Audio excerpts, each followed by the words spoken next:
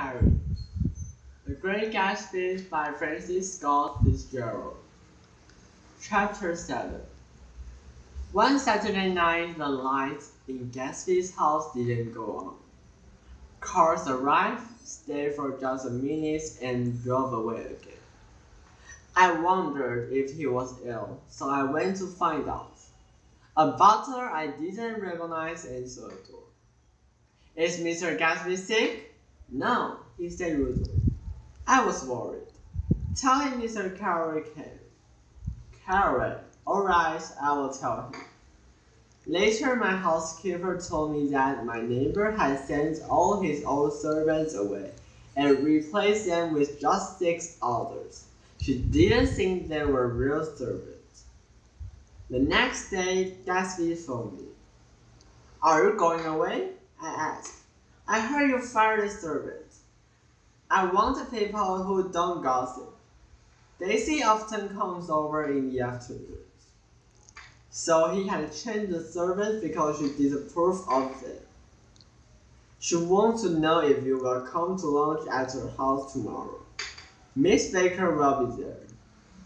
Soon after, Daisy phoned. She was happy that I had agreed to go. I felt that something was wrong between her and Gatsby. The next day was very warm. When Gatsby and I got to the Buchanan's house, a maid showed us into a darkened sitting room. Daisy and Jordan were lying on an enormous couch, while fans cooled the air around them. Tom wasn't there. "We can't move," they said. Gatsby stood in the middle of the red carpet and looked around. Fascinated. Then Tom came in. He put out his hand. "Mr. Gatsby, I'm glad to see you, Nick. Make up a cold drink," cried Daisy. As soon as he was out of the room, she got up, went over to Gatsby and kissed him on the mouth. "You know I love you," she whispered. Tom came back with the drink. "They certainly look cool," said Gatsby as Tom gave him one. We drank and talked about the weather. Then Tom said to Gatsby, "Come outside and have a look around." They went out on the veranda, and I followed. We looked out over the sun. Gatsby pointed across the bay. "My house is over there, exactly opposite yours." "That's right," Tom replied. We stayed there for a few more minutes, then we went back inside to our darkened dining room and had lunch. Afterwards, Daisy said, "What shall we do this afternoon? It's so hot and everything's so confused. Let's go to town." Gatsby's eyes turned towards her.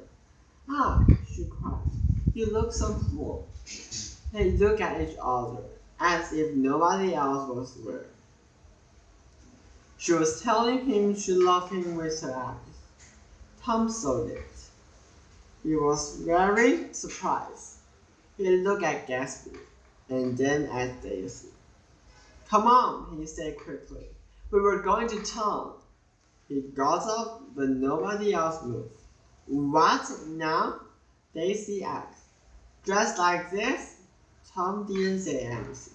"All right, but we will need time to get ready."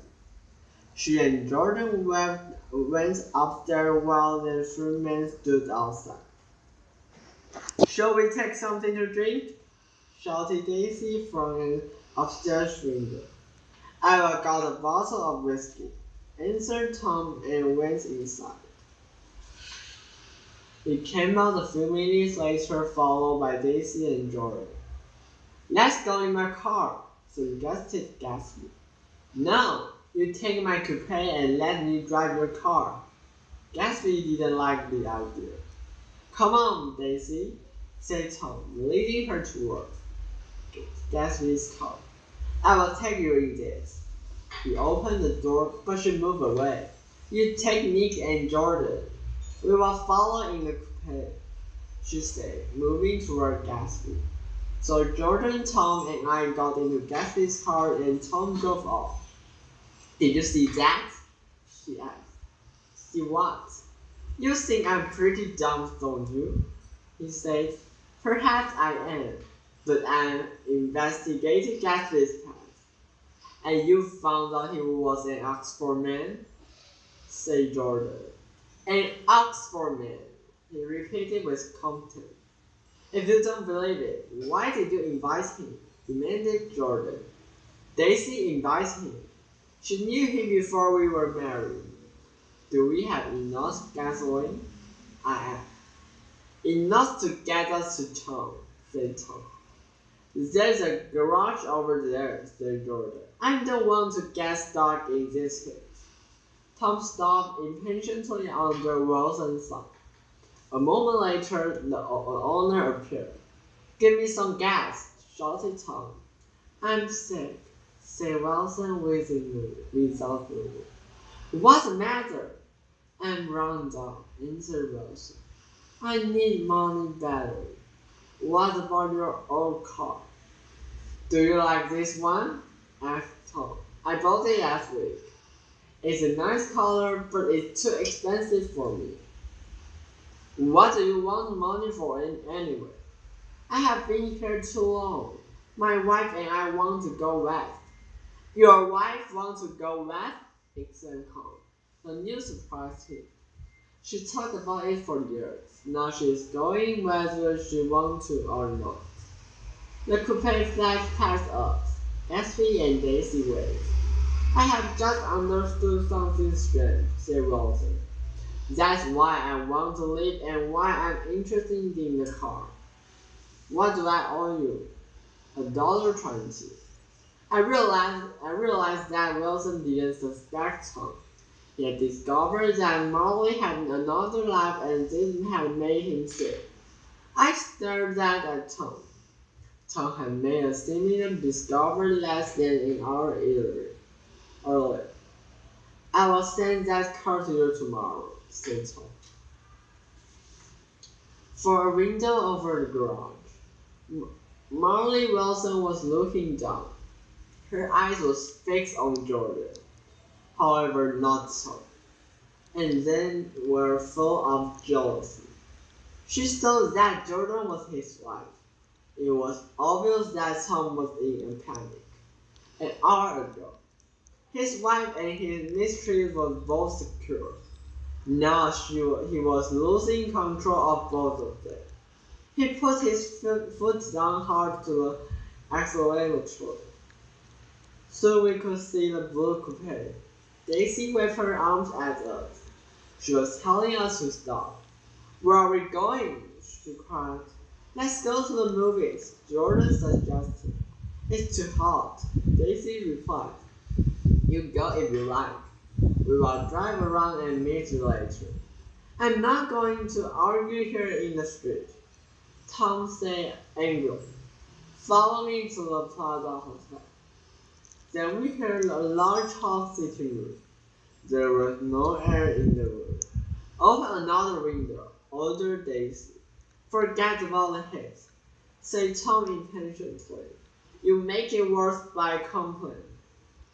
He took out the whiskey and put it on the table. Leave her alone, Osborne, remarked Gatsby. You wanted to come to town. That's a great expression of yours, isn't it? Said Tom sharply. What is? This, Osborne. Where did you get that from? Tom, said Daisy. If you were going to make personal remarks, I don't want to say. Order some ice and we can have ninja leaves. Tom ordered the ice and we made small talk for a while. Then Tom said, Mr. Gatsby, I understand you are an Oxford man. Well, I went there. I would like to know when. It was 1919, but I only stayed for 5 months, so I'm not really an Oxford man. The waiter arrived with the meat and the ice. After the war, Gatsby continued. They gave me some officer the opportunity to go to a university in England or France. The officer could choose which one. Not for the first time. I changed my opinion of tea. Open the whiskey, Tom, Daisy ordered, and I will make you a mingle. Then you won't feel so stupid. Wait a minute, Tom said sharply. I want to ask Miss Gatsby another question. Go on, Gatsby said politely. What kind of role are you trying to put in my house? They were being opened at last, and Gatsby was happy. He isn't causing a row, said Daisy. You are. Please try and control yourself. What? Control myself? Tom shouted. Must I sit here and let my Mr. Nobody from nowhere take my wife away? I have got something to tell you, Oswald, began Gatsby. Please don't, Daisy interrupted. He guessed that his intention were, please, let's go home. Why don't we all go home? That's a good idea, I said and got up. Come on, Tom, nobody wants a drink. I want to know what Mr. Gatsby has to tell me.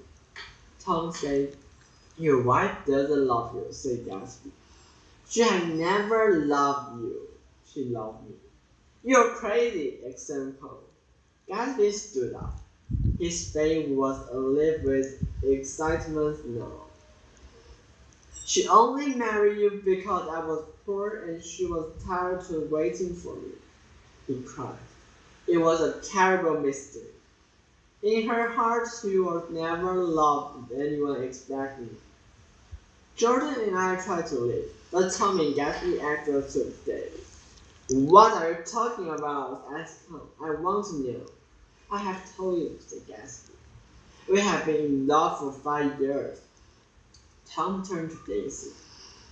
How often have you met him? We couldn't meet, said Gatsby, but both of us loved each other all that time, Oswald. And you didn't know. It sometimes made me laugh. Is that all? Asked Tom.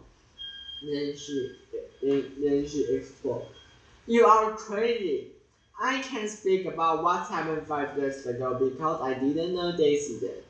But all the rest is a lie. Daisy loved me when she married me and she loves me now. No, said Gatsby, shaking his head. She does. Sometimes she has foolish ideas and she doesn't know what she's doing, he said. But I love Daisy. Sometimes I go off and have an adventure and make a fool of myself. But I always come back, and in my heart I love her all the time. You are revolting, said Daisy. She turned to me. Do you know why we left Chicago? I'm surprised that you didn't hear the story of his little adventure there. Daisy, that doesn't matter. That doesn't matter, said Gatsby. Just tell the truth. You never loved him. She looked at Jordan and me for help. I thought she realized at last what she was doing, but it was too late. I have never loved him, she said with a reluctance that we had all noticed. Not occasionally, demanded Tom. No, not that day I carried you down from the punch bowl to keep your shoes dry. There was a tenderness in Tom's voice. Please don't, she said, and turned to Gatsby. She started to cry. You want too much. I love you now. Isn't that enough? I can't help what passed. I didn't love him once, but I love you too. You love me too? Gatsby repeated. Even that's not true, said Tom. There are things between me and Daisy that you'll never know, that we will never forget. Gatsby looked shocked. I want to speak to Daisy alone, she said. She's upstairs now. Even alone, I can say I've never loved Tom. Daisy admits it will be a lie. Of course it would, agreed Tom. I'm going to take better care of you from now on. You don't understand, said Gatsby. Daisy's leaving you. Nonsense. I am, so Daisy forced herself to stay. She's not leaving me, Tom said firmly. Certainly not for himself. This is all too much for me, cried Daisy. Let's go. Tom leaned close toward Gatsby. I know you're a friend of Maria Wolfshire. I have done some investigating and I'm going to continue tomorrow. Do what you like of sports? I know what your drugstore are. Tom turned to Jordan and me. I found out that they bought a lot of drugstores together here in Chicago. They sell alcohol in them. That's one of his business. But he's starting something bigger now. I knew he was a bootlegger when I saw him, and I was right. I looked at Daisy and saw the terror in her face as her eyes moved from Gatsby to her husband. Then I looked at Jordan. Her face and the bored expression I knew well. Then asked Gatsby, his close, self-confident manner had gone. He began talking excitedly to Daisy. He denied everything, defended his name, but it was no use. She wasn't listening to him. Please, Tom, I can't take any more. Her frightened eyes showed that her intention and courage had definitely gone. Go home, Daisy, said Tom. Gatsby will take you in his car. She will annoy you. He knows that his silly flirtation is over. And they left without a word. It was 7 o'clock when we got in the coupe with Tom and drove to Long Island. He talked and laughed continuously, but he seemed to be very far away from Jordan and me. As we passed over a bridge, his pale face fell against my shoulder and she took my hand. Last day was my first day. I was 30. So we beat on both against the current, born back ceaselessly into the past.